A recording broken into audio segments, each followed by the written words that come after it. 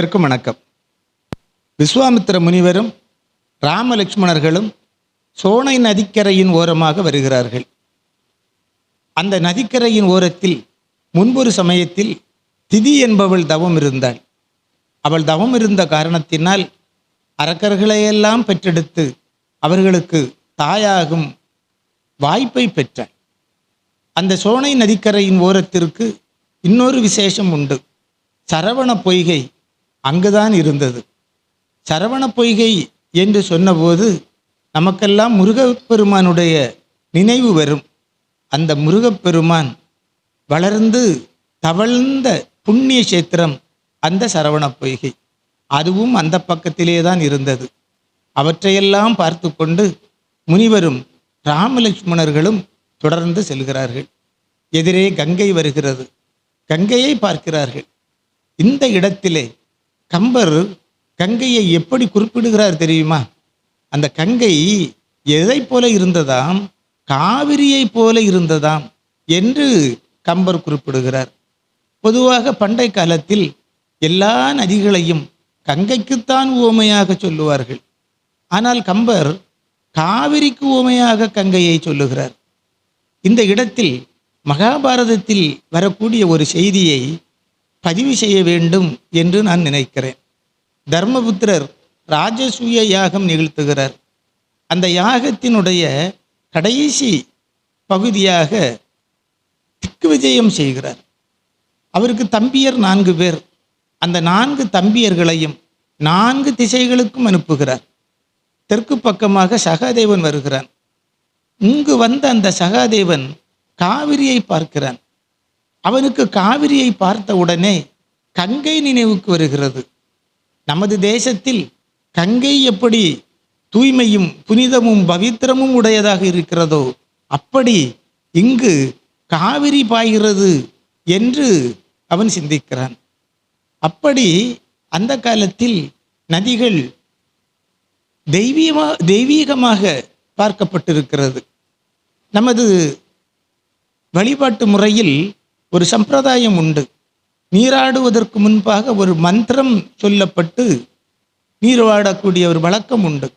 கங்கேச யமுனே சைவ கோதாவரி சரஸ்வதி நர்மதே சிந்து காவேரி ஜலே அஸ்மின் சன்னதிம் குரு என்கிற மந்திரத்தை சொல்லி நாம் நீராடக்கூடிய வழக்கம் இந்த தேசம் முழுவதும் இருக்கிறது. இந்த 7 நதிகளும் இந்த தேசத்தினுடைய எல்லா பகுதிகளுக்கும் பாய்ந்து சென்று வளப்படுத்துகிறது.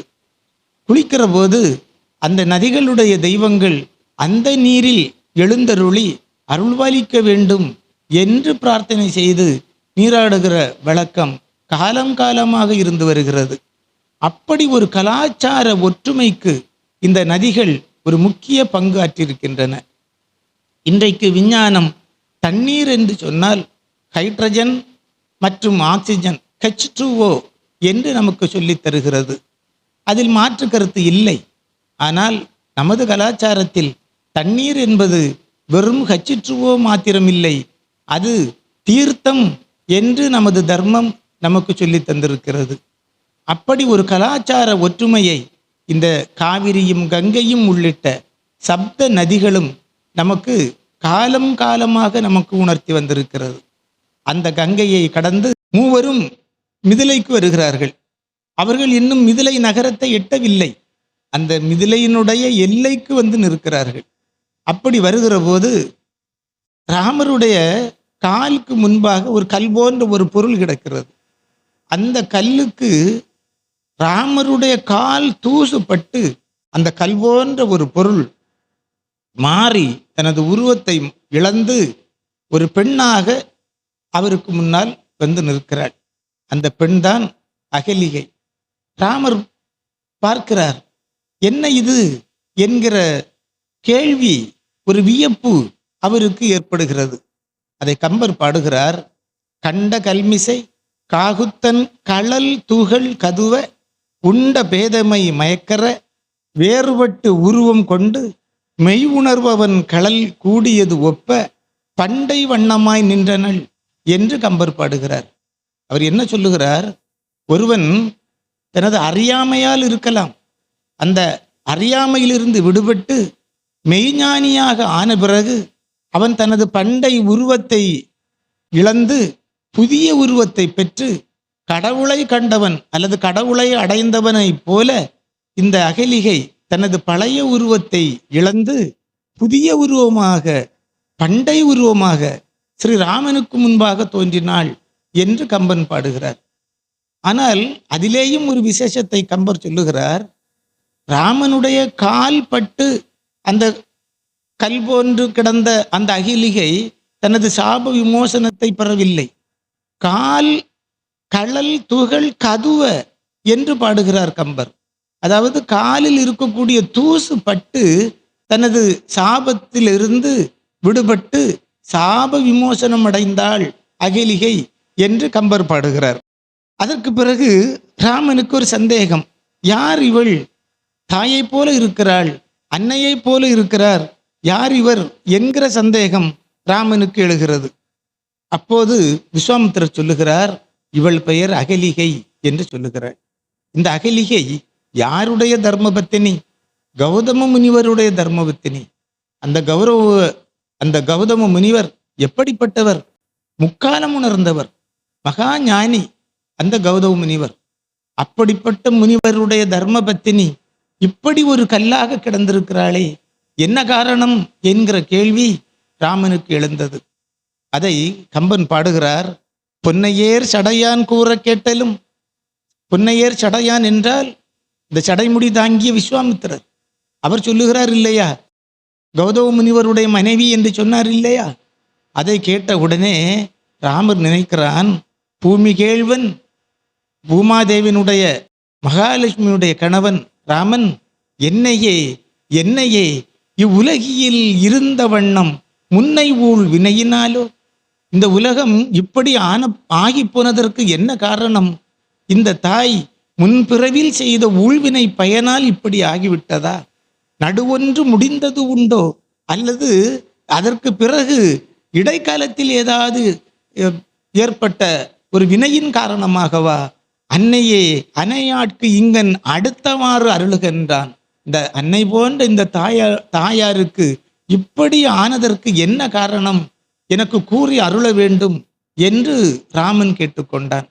அப்போதுதான் விஸ்வாமித்திரர் சொல்லுகிறார், இந்திரலோகத்தின் அதிபதி இந்திரன், அந்த இந்திரனுக்கு அகலிகை இடத்தில் ஒரு ஆசை பிறந்தது. எப்படியாவது இந்த அகலிகையை துய்த்து விட வேண்டும் என்று அவன் திட்டமிட்டான். எப்படி அவளை அடைவது என்று அவன் யோசித்த வேளையில் ஒரு நாள் அந்த கௌதம முனிவரை அங்கிருந்து அப்புறப்படுத்த வேண்டும். அவர் இல்லாத நேரத்தில் அவரது குடிலுக்குள் நாம் புகுந்து அகிலிகையை தூய்க்க வேண்டும் என்று அவன் திட்டமிட்டான். அதை விஸ்வாமித்திரர் ராமனுக்கு எடுத்து சொல்லுகிறார். தையலால் நயனவேலும், தையலாள் என்றால் அகிலிகை, அவளுடைய கண்கள் எப்படி இருக்கிறதாம்? வேல் போன்ற கண்களை உடையவள் அகலிகை. அந்த வேல் போன்ற கண்களும் மன்மதன் சரமும் பாய மன்மதனுடைய மலர்கணைகளும் இந்திரனை துளைத்தெடுத்தனவாம்.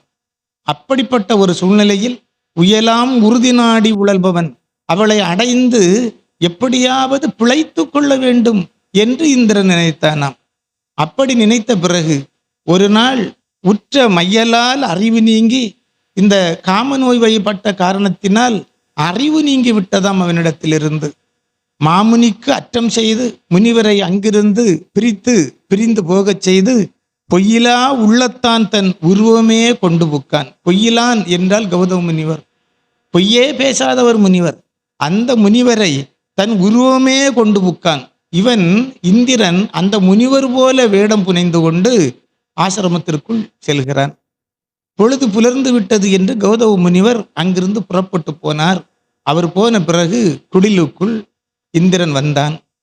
இப்போது அகிலிகையை இந்திரன் துய்த்து கொண்டிருக்கிற போது முனிவர் சென்ற பிறகு முனிவருக்கு தோன்றியது பொழுது இன்னும் புலரவில்லை என்று புரிந்தது. ஆகவே உடனடியாக அவர் திரும்பி வருகிறார். இங்கு வந்து பார்த்தால் இங்கு இந்திரன் நின்று கொண்டிருந்தான். அந்த நேரத்தில் முக்கண்ணனாகி எம்பெருமான் சிவபெருமான் எப்படி ருத்ரன் போல கோலம் கொண்டு நிற்பாரோ அப்படி அந்த கௌதம முனிவர் நிற்கிறார். அவரை பார்த்த மாத்திரத்தில் உடனடியாக அங்கிருந்து புறப்பட்டு போனான் இந்திரன். அந்த இந்திரனுக்கு உடல் முழுவதும் கண் போன்ற உறுப்பு இருக்கும் என்று அவனுக்கு சாபமிட்டார். பக்கத்தில் அகலிகை நின்று கொண்டிருந்தாள். அவள் அஞ்சி நடுங்கி போனாள். அந்த அகலிகைக்கும் அவர் சாபமிட்டார். நீ ஒரு நாள் ராமன் வரும் வரை நீ கல்லாக இங்கு கிடக்க கடவாய் என்று சாபமிட்டார்.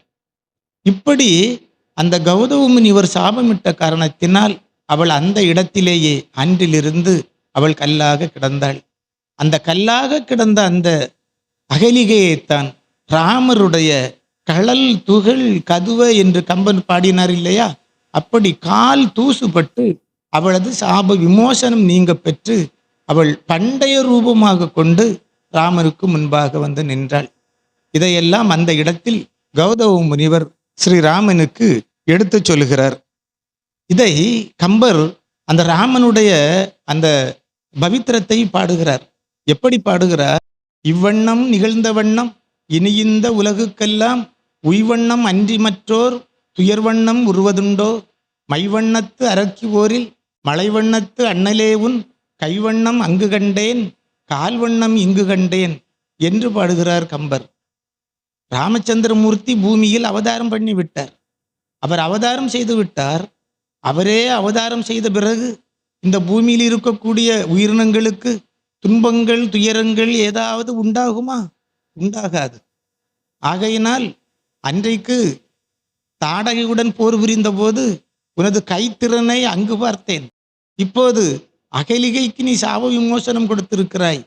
அதனால் உனது கால் திறத்தை கால் வண்ணத்தை இங்கு பார்த்தேன். கைவண்ணம் அங்கு கண்டேன் கால்வண்ணம் இங்கு கண்டேன் என்று கம்பர் பாடி வைக்கிறார். அந்த பாடலை விஸ்வாமித்திரர் மூலமாக கம்பர் பாடுகிறார். இது கம்பருடைய பாட்டு. இந்த பாட்டை கவியரசர் கண்ணதாசன் எளிமைப்படுத்துகிறார். பாசம் என்று ஒரு திரைப்படம் வந்திருந்தது. மக்கள் திலகம் எம்ஜிஆர் நடித்த படம். அந்த படத்திலே ஒரு பாட்டு. எம்ஜிஆர் அவர்களுக்கு எனது நினைவில் பி ஸ்ரீனிவாஸ் பாடிய ஒரு பாட்டு, ஒரே ஒரு பாட்டு அந்த பாட்டு என்று நான் நினைக்கிறேன்.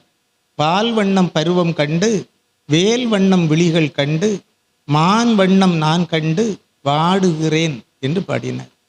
அதற்கு அவள் பாடுவாள், கண் வண்ணம் அங்கே கண்டேன் கைவண்ணம் இங்கே கண்டேன் பெண் வண்ணம் நோய் கொண்டு வாடுகிறேன் என்று பாடினார். இந்த கண்ணதாசன் பாடிய பாடலுக்கு மூலம் கம்பர். அந்த கம்பர் பாடிய பாடலுக்கு ஒரு மூலம் இருக்கிறது, ஆதி மூலம். அது பெரிய புராணத்தில் சேக்கிழார் பாடுகிறார். இவ்வண்ணம் பெருமுனிவர் ஏகினார் இனியிப்பால் மைவண்ண கருங்குஞ்சி வனவேடர் பெருமானார் கைவண்ண சிலை விளைத்து கான்வேட்டை தனியாடி செய்வண்ண திறமொழிவேன் தீவினையின் திறமொழிவேன் என்று சேக்கிழார் பெரிய புராணத்தில் கண்ணப்ப நாயனார் புராணத்தை பாடுகிற போது பாடுவார். இப்படி கவியரசர் கண்ணதாசனுக்கு மூலமாக இருந்தவர் கம்பர். அந்த கம்பருக்கு மூலமாக இருந்தவர் சேக்கிழார். இன்னும் இதை போல பலரும் அப்பர் பாடியிருக்கிறார். சேரமான் பெருமாள் நாயனாரும் பாடியிருக்கிறார்கள். இந்த வண்ணம் என்பது கவிஞர்களை அப்படி கவிபாட வைத்திருக்கக்கூடிய ஒரு வார்த்தையாக இருந்திருக்கிறது. இப்போது அகலிகை சாப விமோசனம் பெற்றுவிட்டாள். இனி கௌதம முனிவருடன் அன்னையை சேர்க்க வேண்டும். ராமர் அங்கிருந்து புறப்படுகிற போது அன்னையே என்று அழைத்துத்தான் அவர் புறப்பட்டார். அப்படி போய் மூவருமாக கௌதம முனிவரை பார்த்து நடந்ததை சொல்லி அகலிகை சாப விமோசனம் பெற்ற செய்தியை சொல்லுகிறார்கள். விஸ்வாமித்திரர் அகலிகையை ஏற்றுக்கொள்வதற்கு கௌதம முனிவரிடம் கேட்டுக்கொண்டார். முனிவர் பேச்சை அப்படியே ஏற்றுக்கொண்டார் கௌதமர். அவரையும் அகலிகையையும் சேர்த்து வைத்துவிட்டு மூவரும் மிதிலை பக்கம் போகிறார்கள். இப்போது மிதிலையினுடைய அந்த எல்லைக்கு பக்கம், மிகவும் எல்லைக்கு பக்கத்தில் வந்து நிற்கிறார்கள். வணக்கம்.